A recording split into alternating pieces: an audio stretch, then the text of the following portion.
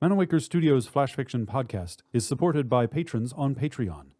To find out more or to add your support for as little as $1 a month, visit patreon.com/Manawaker.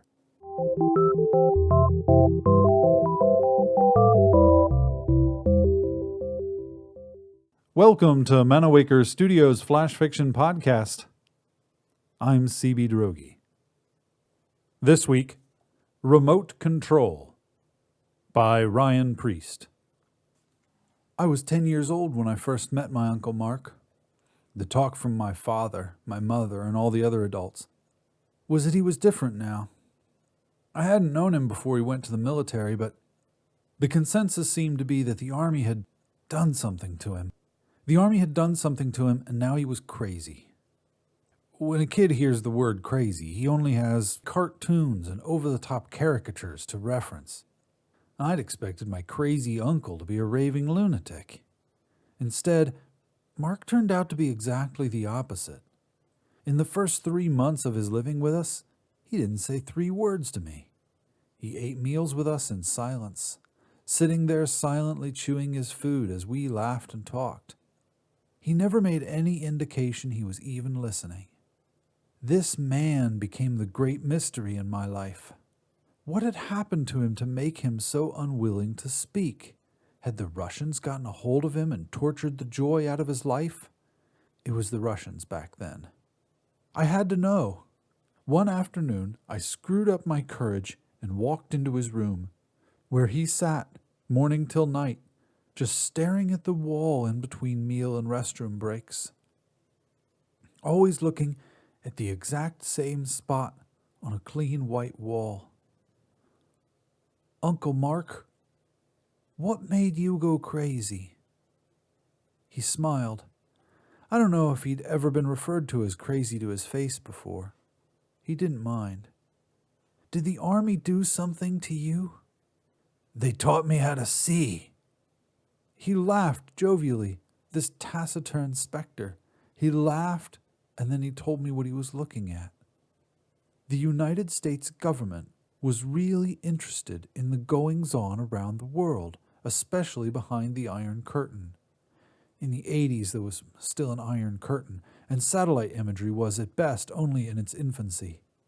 They call it remote viewing, he explained.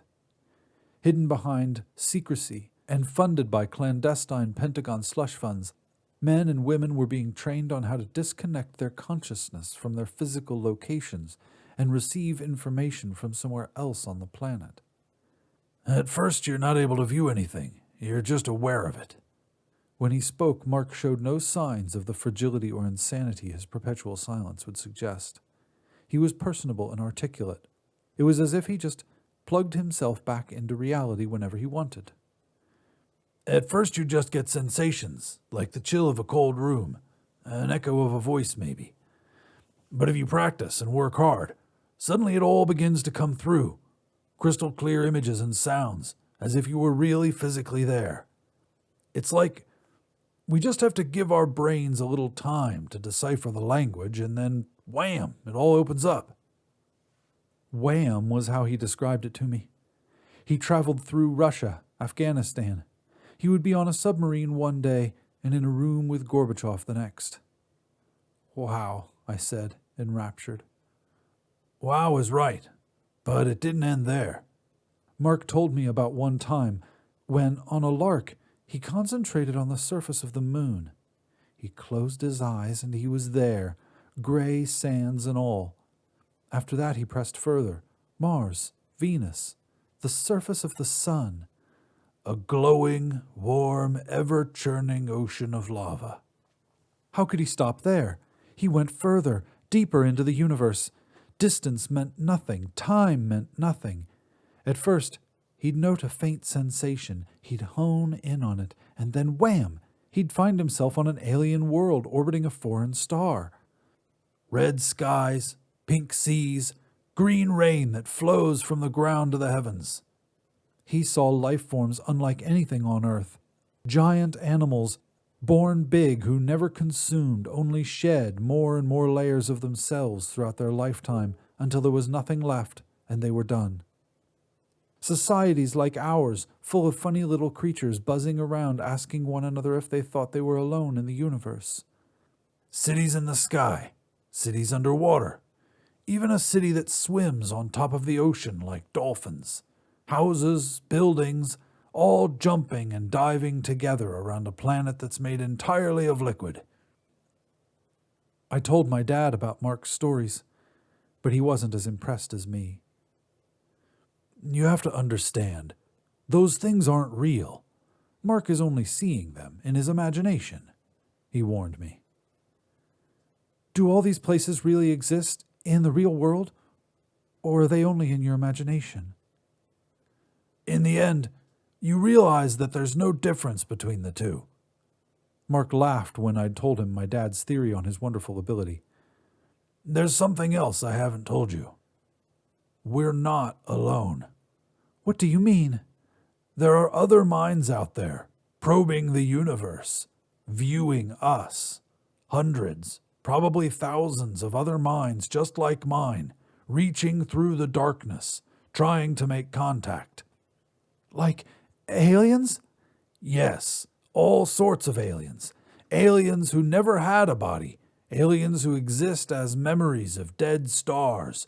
Colony organisms whose thoughts are like symphonies. They're all out there, just waiting to tell us hello. I was too young to understand most of what he was saying, other than that he had talked to aliens. He said they were nice, friendly, and could teach us better ways to live in harmony.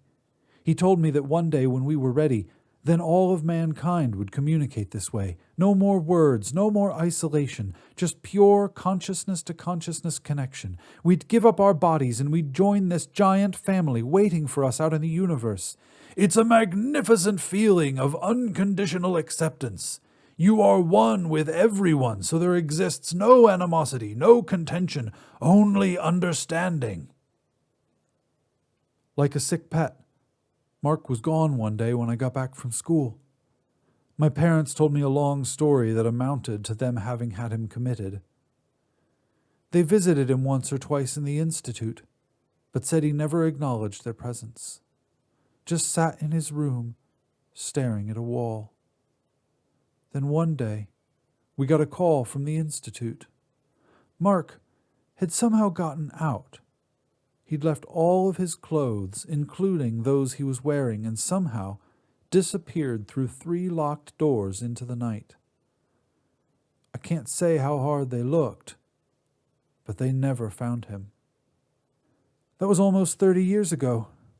In that time, I've become an expert on remote viewing and the government experiments that went on during the Cold War. Everything Mark told me about the program checked out.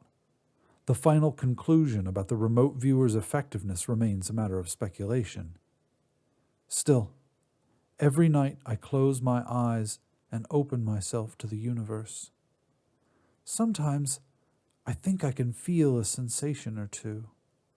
I keep telling myself to remain patient and remember that it only takes practice. And then, sooner or later, wham! This has been Remote Control, written by Ryan Priest. For more information about Manawaker Studios' other projects, including books and games, visit manawaker.com, which is also where you should go to learn more about the authors featured on this podcast or to get details about submitting a story. The Flash Fiction Podcast theme song is by Kevin MacLeod. Manawaker Studios' Director of Dice is Ben Baston. I'm CB Droege. You can follow me on Twitter and Facebook at CBDROEGE. Thanks for listening.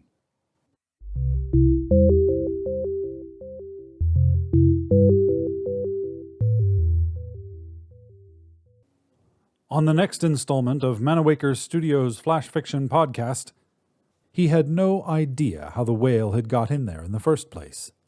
He couldn't remember leaving the fridge door open, let alone unsupervised.